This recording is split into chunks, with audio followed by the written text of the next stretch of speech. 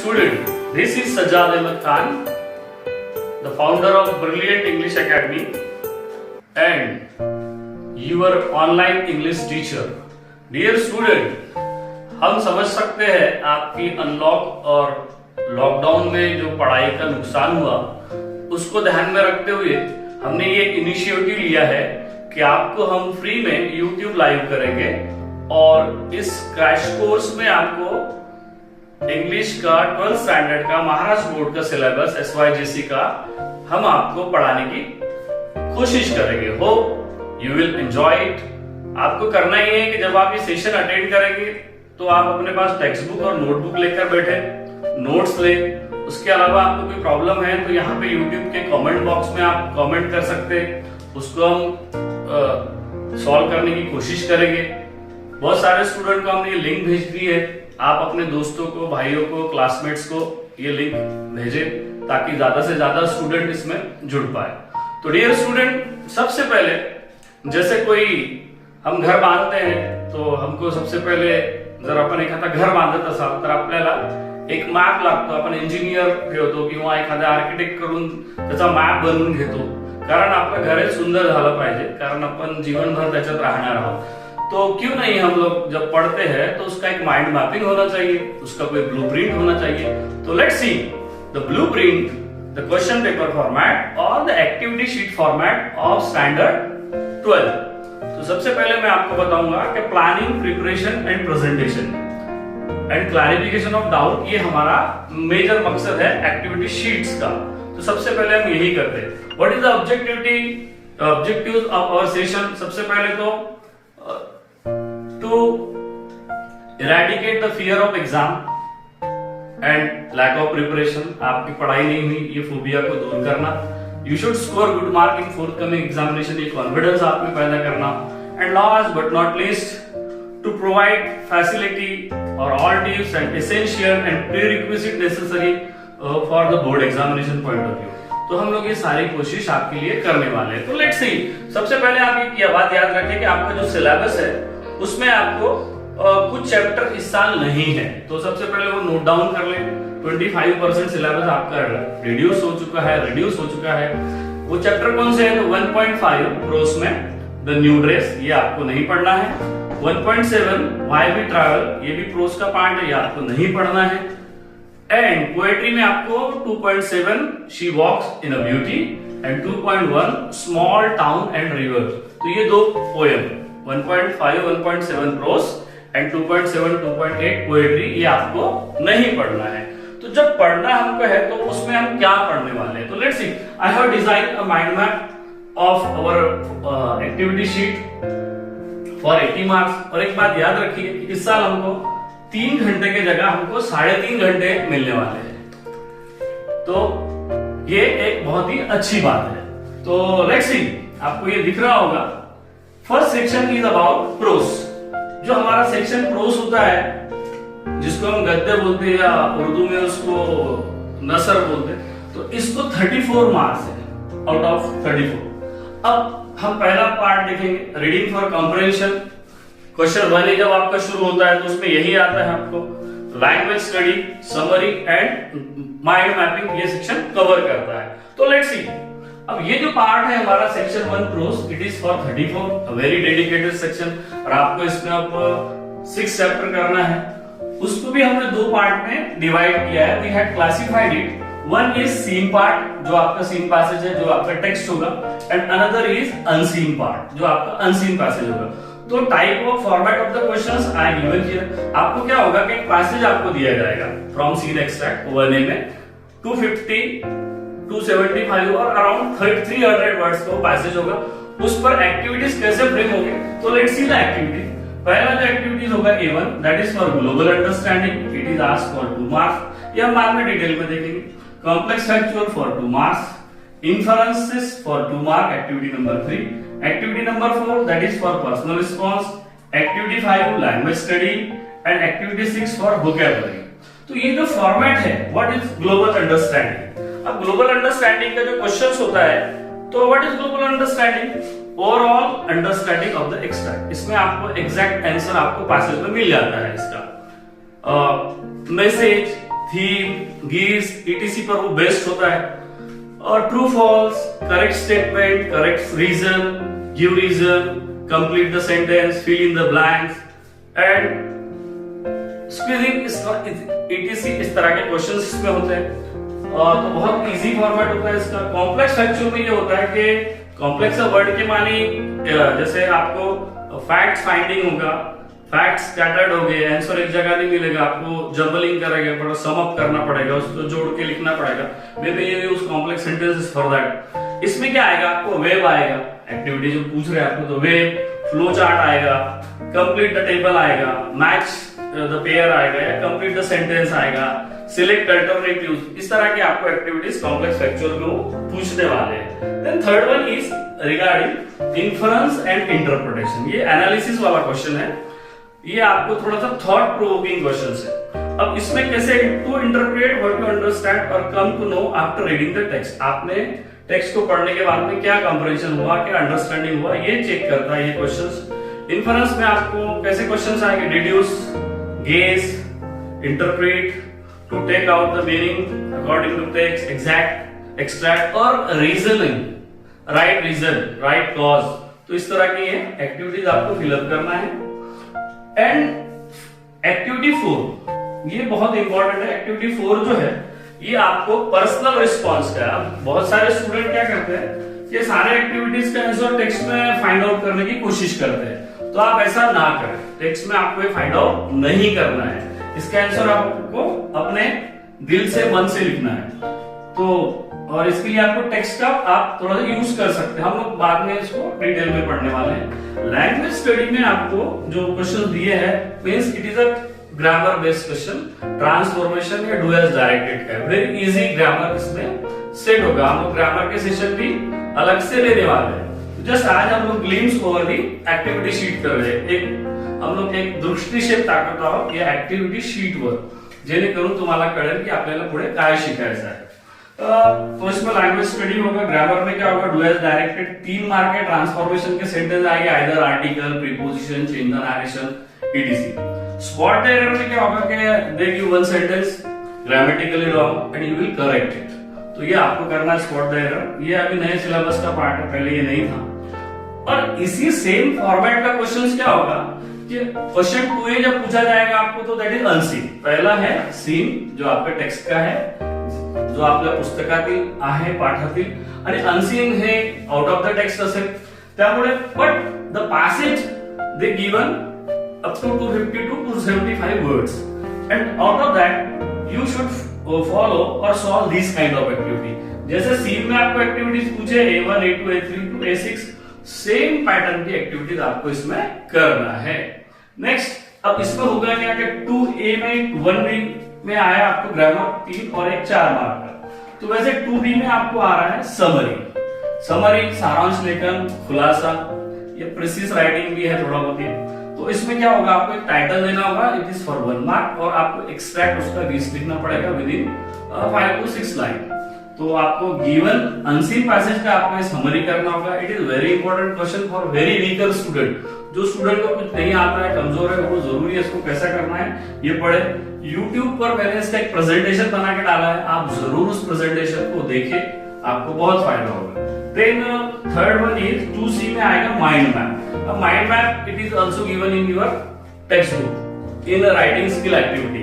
तो जनरली ये 2B part जो है वो राइटिंग स्किल के ही पार्ट है, बट यहाँ पर उन्होंने क्वेश्चन 2B और 2C में दिया है, तो हम लोग इसको डिटेल में आगे देखने वाले हैं। Now let's turn toward the section 2, that is for poetry. Poetry जो है आपको मैंने बता दिया कि there are 8 poems prescribed in your syllabus और textbook, but out of that इस साल हमको 2.7 और 2.8 नहीं पढ़ना है, तो हमको अभी रिमेनिंग हो गए 6 पोएम। तो 6 पोएम में से 2 पोएम आपको पूछा जाना है। अब पहला जो पोएम है आपको क्वेश्चन 3A में एक पोएम आएगा आपको जनरली 10 to 15 लाइंस, तो उसमें भी एक्सट्रैक्ट होगा। तो उसमें क्वेश्चन का टाइप क्या होगा, से global understanding A1 for 2 marks, second inference for 2 marks, third यहाँ पे पर्सनल रिस्पॉन्स जो है, निजी राय, वैयक्तिक प्रश्न जो है वो आपको 2 मार्क करेगा। तो यहाँ पर पर्सनल रिस्पॉन्स A4 है, यहाँ पर A3 है।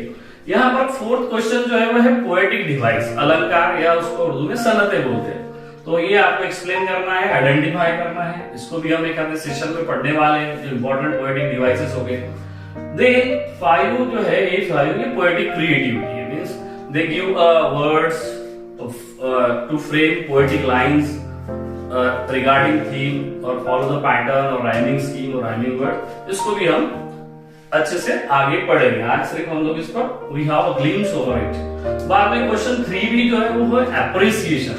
अब एप्रिसिएशन जैसे आपको कॉम्प्रहेंशन है, तो आपने पोएम को कैसे अंडरस्टैंड किया है, तो अब एक पोएम पर आपको तो क्वेश्चंस पूछे जाएंगे फॉर 10 मार्क्स, और एक दूसरा पोएम पूछा जाएगा आउट ऑफ दैट 6 पोएम, उसमें आपको एप्रिसिएशन के क्वेश्चन होंगे, उसमें आपको टाइटल दिया जाएगा, कुछ हिंट्स दिए जाएंगे about the poet, about the title, about the theme of the poem or the central idea, about which poetic devices that poet use in the poem, language किस तरह का है उसका, then rhyming words, rhyming pattern क्या follow किए गए हैं वो पूछेंगे, your views, moral message of the poem, ये इस पर आपको 4 से 5 पॉइंट्स यहाँ पे देंगे, and in that framework you should write the answer। तो देखो यहाँ पे 10 + 4 14 मार्क, प्रोज हो गया 34 मार्क का, पोएट्री हो गया आपको 14 मार्क का। तो इसमें भी आपको जो क्वेश्चंस है, अब हम बात करते हैं नेक्स्ट आपका जो पार्ट है दैट इज राइटिंग स्किल। अब राइटिंग स्किल बहुत ही इंपॉर्टेंट है आपके लिए, और उसकी वजह ये है कि राइटिंग स्किल आपको वेराइड है और ये आपको इन फ्यूचर लाइफ भी आपको यूज होने वाली है। Just like summary, mind mapping, it is also part of writing skill. अब यहाँ पर हम बात करते हैं जो आपको क्वेश्चन 4A आएगा, क्वेश्चन 4A।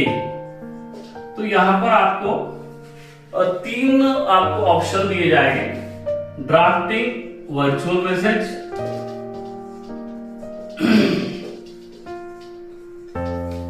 ये है। इसमें आपको जैसे आप नेट पर मैसेंजर पर या व्हाट्सएप पर आप सिचुएशन पर मैसेज भेजते हैं, इसको भी हम अलग से पढ़ने वाले हैं।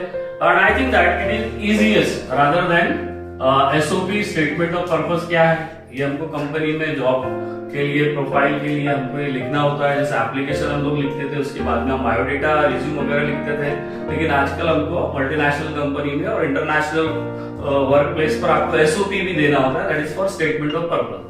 हम लोग इसको डिटेल में बाद में बात करेंगे, लेकिन बाद में होता है ग्रुप डिस्कशन।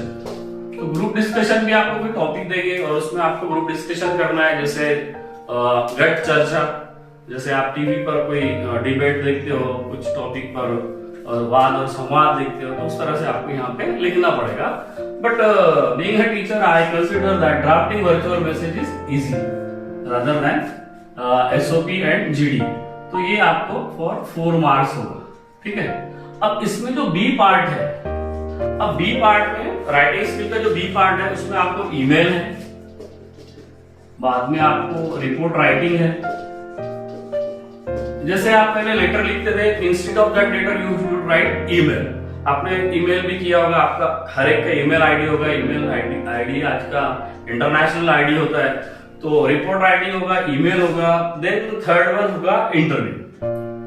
तो यहाँ पे भी आपको 3 ऑप्शन मिल रहे हैं, out of that you will solve one, आपको एक ही करना है। ईमेल में आपको कोई टॉपिक देंगे, एप्लीकेशन फॉर लीव जैसा है, या you will write a letter of congratulation to your friend etcetera. तो रिपोर्ट में आपको कोई न्यूज बनाना है, जैसे अखबार के लिए, वर्तमानपत्रासाठी, जसे तुमच्या शाळेत अॅन्युअल गॅदरिंग झालं, sports annual game and sports घडलंय, किंवा सायन्स एक्झिबिशन ऑर्गनाइज झालं, किंवा आर्ट्स एक्झिबिशन ऑर्गनाइज झालं, त्याची संबंधित माहिती आपल्याला रिपोर्ट रायटिंग लिहायची आहे। त्याचा एक वेगळा प्रकार आहे, तो आपण पुढे बघू। आणि interview, that is very easy. मैंने इसका अभी इसके पहले का वीडियो मैंने जो बनाया था दैट इज इंटरव्यू क्वेश्चन। अब कहा जा रहा है कि हमारा जो बैंक आया है, क्वेश्चन बैंक जो बोर्ड ने पब्लिश किया है, उसमें एक नया फॉर्मेट दिया है इंटरव्यू का। तो on that format I also prepare the master question only. So for that you will go to my YouTube channel brilliant English academy, और उस पर आप जरूर इसको पढ़े, स्टडी करें। तो ये आपको 4 में से 4 मार्क दिलाने वाला क्वेश्चन है।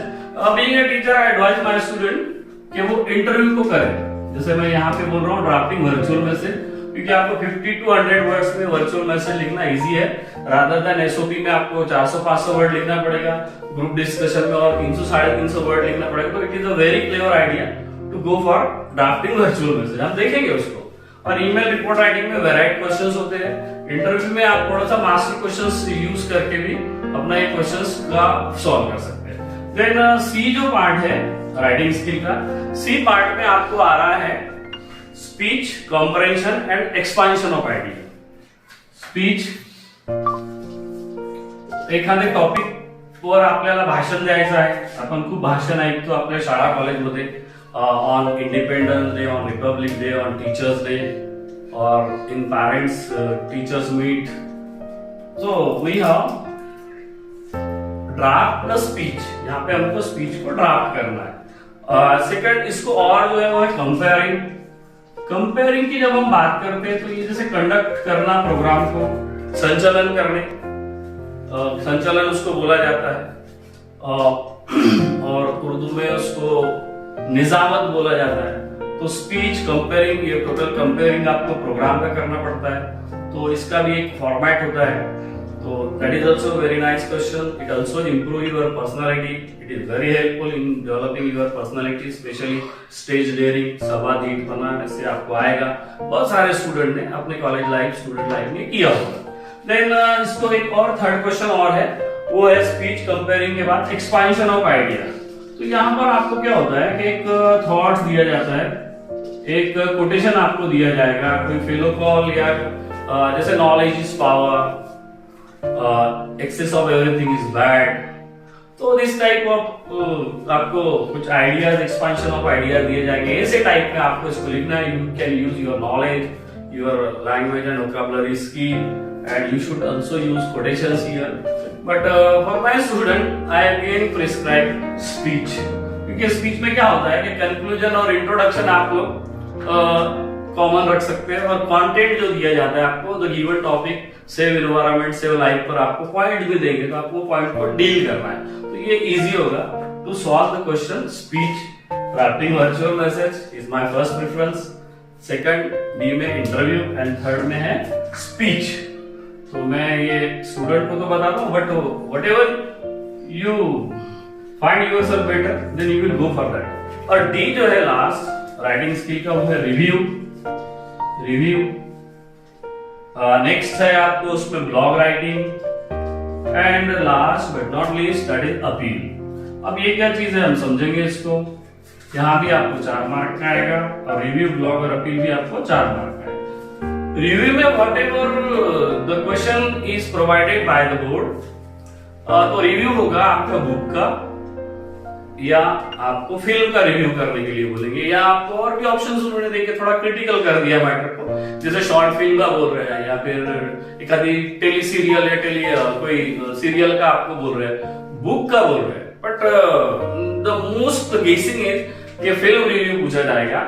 Write the film review of your most favorite movie with the help of following points: director, producer, theme, story of the play या story of the movie, characters, बाद में choreographer, music, and you will also give your own opinion regarding the film and you also give rating।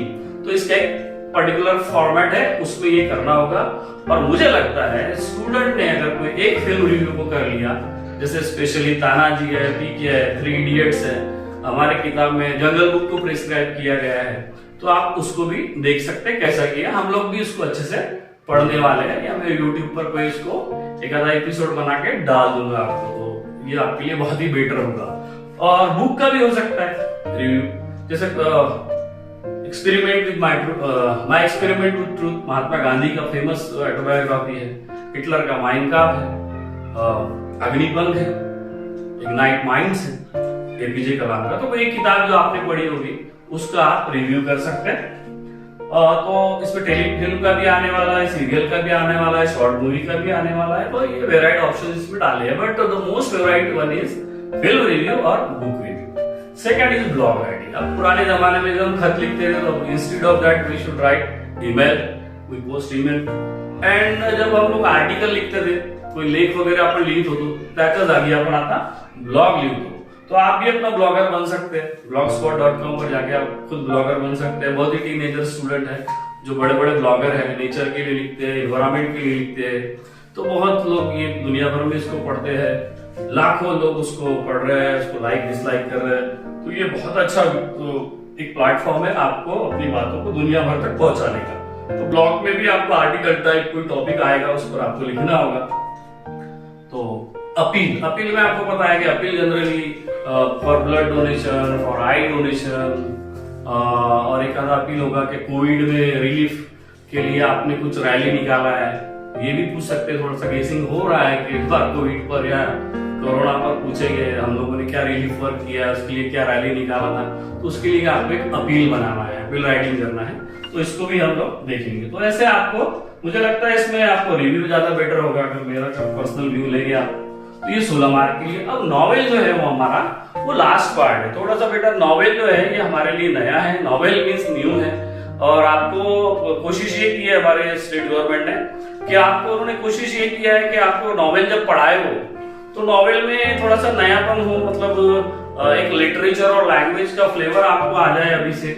तो novel का format उन्होंने दिया। अब मैं आपको एक मोटी मोटी बात इसमें बता देंगे, a new genre novel for 16 mark. अब इसका आप इसमें होगा क्या कि एक हर चैप्टर कंपलसरी आपको, जैसे आपको क्वेश्चन 5th A आ रहा है इसमें और 5th B आ रहा है, तो उसका फॉर्मेट उन्होंने कैसा रखा है कि 5th A का जो पहला पार्ट है जो आएगा आपको 4.1 पे, द हिस्ट्री ऑफ नॉवेल, जो आपका पहला चैप्टर है उसमें आपको 5th A और 5th B पूछा जाएगा। और ये जो है ये आपको ऑब्जेक्टिव टाइप होगा पहला, जिसमें आपको fill in the blank, make the pair, इस तरह से ऑड मैन आउट, इस तरह की एक्टिविटीज होगी। और बी में आपको थोड़ा सा डिस्क्रिप्टिव होगा। अब डिस्क्रिप्टिव मींस क्या है पूछेंगे, जैसे प्लॉट, कैरेक्टर, प्लॉट क्या है किसी नॉवेल का, कैरेक्टर क्या है उसमें, मेजर कैरेक्टर, प्लस थीम क्या है उसका, सेटिंग क्या है। तो इससे रिलेटेड ही क्वेश्चन आपको ये आएंगे। अब ये ऑब्जेक्टिव टाइप क्वेश्चन जो होंगे वो 2 मार्क के होंगे, डिस्क्रिप्टिव टाइप जो क्वेश्चन होंगे 2 मार्क के होंगे। तो हर नॉवेल पर आपको कंपलसरी करना है। 4.1 पर आपको 5th A क्वेश्चन आएगा, 4.2 पर आपको क्वेश्चन 5th B आएगा, 4.3 जैसे 4.2 जो है टू सर्व विद लव, एक नॉवेल है E.R. ब्रैथवेट का, बहुत ही फेमस नॉवेल है, उसकी आपको थीम वगैरह पूछ सकते हैं हम लोग। मैंने इसका 4 में से 3 नॉवेल का प्रेजेंटेशन यूट्यूब पर बना के डाला है, गो फॉर दैट, आपको बहुत अच्छे से वो अंडरस्टैंड हो जाएगा। और पैटर्न जनरली यही रहेगा, पहले ऑब्जेक्टिव है एक्टिविटीज पूछा जाएगा और दूसरे इसमें डिस्क्रिप्टिव पूछा जाएगा। तो 4.2 में अब क्वेश्चन 5th B आएगा। 4.3 जो आपका नॉवेल है around the world in 80 days, तो ये इस पर आपको क्वेश्चन 5th C पूछा जाएगा। सबको 4-4 मार्क है। और 4.4 द लास्ट जो नॉवेल है आपका साइड ऑफ, उस पर आपको 4 मार्क का पूछा जाएगा। तो इस तरह से नॉवेल आपका 16 मार्क का है। तो dear student, I hope you enjoyed this session. ये हमने एनालिसिस करने की कोशिश किया था, इसका मैं PDF भी आपको डाल दूंगा। आपको करना क्या है कि आप मुझे मेरा जो एक टेलीग्राम चैनल है उस पर भी आप ज्वाइन कर लें, ताकि उस पर मैं आपको PDF डाल सकूं, नोट्स डाल सकूं, PPTs डाल सकूं या वीडियोस डाल सकूं। और ब्रिलियंट इंग्लिश एकेडमी के चैनल को लाइक करें, सब्सक्राइब करें, कमेंट करें और आप अपने दोस्त तक को इसको पहुंचाएं।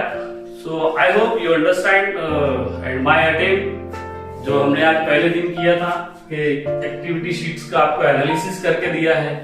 So you will enjoy it and possibly you like my attempt. Thank you very much for joining us. अगर आपको कोई प्रॉब्लम है तो कमेंट बॉक्स में जरूर डालें. I will try my best to solve it.